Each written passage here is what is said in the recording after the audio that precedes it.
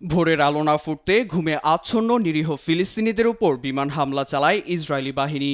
শুক্রবার রাত ও শনিবার ভোরের আগে মধ্য গাজার দেল আল বালার আল আকসা শহীদ হাসপাতালের শরণার্থী শিবির, দক্ষিণের রাফা, অন্যদিকে খান ইউনিসে ড্রোন ও বিমান হামলা চালায় আইডিএফ।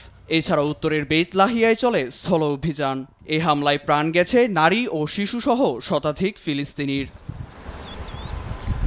ভূখণ্ড দখল ও হামাসকে নির্মূল করতেই ২৪ ঘণ্টায় আগ্রাসনের মাত্রা বাড়ানো হয়েছে বলে জানায় দখলদার আইডিএফ। অভিযানটিকে গিডিয়ন চ্যারিয়ট বা জয়ের রথ বলে আখ্যা দিয়েছে তারা।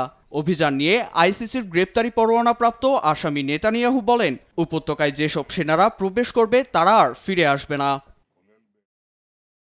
চলমান আগ্রাসনে হাসপাতালগুলোয় ফুরিয়ে এসেছে সাবান ও মরফিন। ঔষধ ও কিটের ঘাটতি থাকায় চিকিৎসা নিশ্চিত করা অসম্ভব প্রায় বলে জানায় স্বাস্থ্য মন্ত্রণালয়। অন্যদিকে গেল ২ মার্চ থেকে সীমান্তে ত্রাণ আটকে রেখে গণহত্যায় মেতেছে ইসরায়েল। এতে ২১ লাখ ফিলিস্তিনির জীবন সংকটে মন্তব্য করায় জাতিসংঘের ত্রাণ বিষয়ক প্রধান টম ফ্লেচারকে এক হাত নিয়েছেন জাতিসংঘের ইসরায়েলি দূত ডেনি ডানন। আগ্রাসন থেকে প্রাণে বাঁচতে অবশিষ্ট সহায় সম্বল ঘুচিয়ে উপত্যকা ছাড়ছেন ফিলিস্তিনিরা। নিরাপদ আশ্রয়ের খোঁজে সবার সঙ্গে বেরিয়ে এসেছি। আকাশে বিমান হামলা, জমিতে ট্যাঙ্ক, জলে নৌবাহিনী, সব দিক থেকে হামলা হচ্ছে।